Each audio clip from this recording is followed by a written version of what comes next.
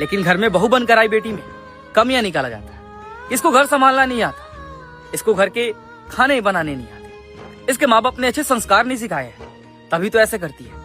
लेकिन अपनी बेटी में चाहे 1000 कमियां क्यों ना हो, लेकिन अपनी बेटी है।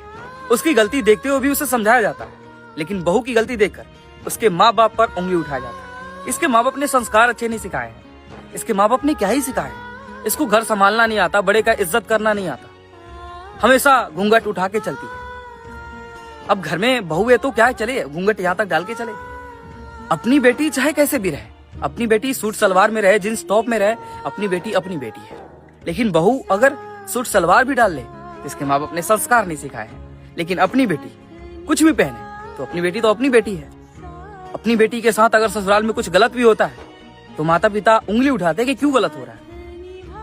वही दूसरी की बेटी के साथ आप जो गलत कर रहे हो, अगर उनके माता पिता आप पर उंगली उठाए तो वो क्या सही लगेगा आपको। लेकिन अपनी बेटी तो अपनी बेटी होती है। अपनी बेटी को रोटी बनाना नहीं आता, कोई बात नहीं, सीख लेगी।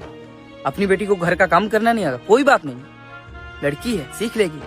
लेकिन वही बहू को अगर काम करना नहीं आता, घर का खाना बनाना नहीं आता, घूंघट डाल के ज्यादा देर तक रहना नहीं आता, तो वही बहू का संस्कार सही नहीं है। माता पिता ने संस्कार नहीं सिखाए। आजकल का ससुराल बस यहीं तक रह गया है, अपनी बेटी को यहाँ तक। लेकिन दूसरे घर की आएगी बेटी जो बहू बनकर आई है, उसे नौकरानी जैसा खटाते हैं, उसे काम करवाते हैं, उसे सबका ध्यान रखते हैं कि सबका ध्यान रखो, जो भी करो तुम ही करो, हमारे घर में तुमसे बढ़कर अब कोई नहीं। तुम नौकरानी हो, तुम काम करने वाली हो, तुम बहू हो, तुम जो भी हो तुम। लेकिन अपनी बेटी होती है।